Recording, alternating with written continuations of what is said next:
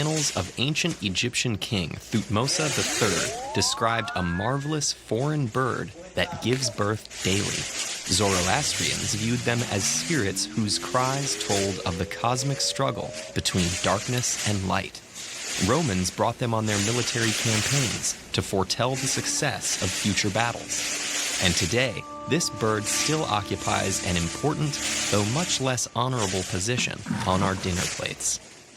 The modern chicken is descended primarily from the red jungle fowl and partially from 3 other closely related species, all native to India and Southeast Asia. The region's bamboo plants produce massive amounts of fruit just once every few decades. Jungle fowls' ability to lay eggs daily may have evolved to take advantage of these rare feasts, increasing their population when food was abundant. This was something humans could exploit on a consistent basis, and the bird's weak flight capabilities and limited need for space made them easy to capture and contain.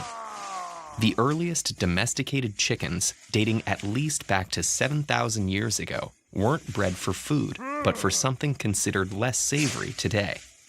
The aggressiveness of breeding males armed with natural leg spurs made cockfighting a popular entertainment. By the 2nd millennium BCE, chickens had spread from the Indus Valley to China and the Middle East to occupy royal menageries and to be used in religious rituals. But it was in Egypt where the next chapter in the bird's history began. When a hen naturally incubates eggs, she will stop laying new ones and sit on a clutch of 6 or more eggs for 21 days. By the middle of the 1st millennium BCE, the Egyptians had learned to artificially incubate chicken eggs by placing them in baskets over hot ashes. That freed up hens to continue laying daily, and what had been a royal delicacy or religious offering became a common meal.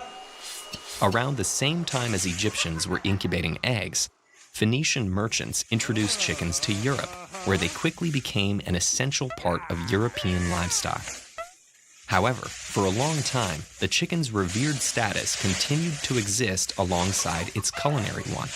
The ancient Greeks used fighting roosters as inspirational examples for young soldiers. The Romans consulted chickens as oracles, and as late as the 7th century, the chicken was considered a symbol for Christianity. Over the next few centuries, chickens accompanied humans wherever they went, spreading throughout the world through trade, conquest, and colonization. After the Opium Wars, Chinese breeds were brought to England and crossed with local chickens. This gave rise to a phenomenon called hen fever, or the fancy, with farmers all over Europe striving to breed new varieties with particular combinations of traits. This trend also caught the attention of a certain Charles Darwin, who wondered if a similar selective breeding process occurred in nature. Darwin would observe hundreds of chickens while finalizing his historic work, introducing the theory of evolution. But the chicken's greatest contribution to science was yet to come. In the early 20th century, a trio of British scientists conducted extensive crossbreeding of chickens, building on Gregor Mendel's studies of genetic inheritance. With their high genetic diversity, many distinct traits, and only 7 months between generations, chickens were the perfect subject. This work resulted in the famous Punnett square, used to show the genotypes that would result from breeding a given pairing. Since then, numerous breeding initiatives have made chickens bigger and meatier and allowed them to lay more eggs than ever. Meanwhile, chicken production has shifted to an industrial factory-like model, with birds raised in spaces with a footprint no larger than a sheet of paper.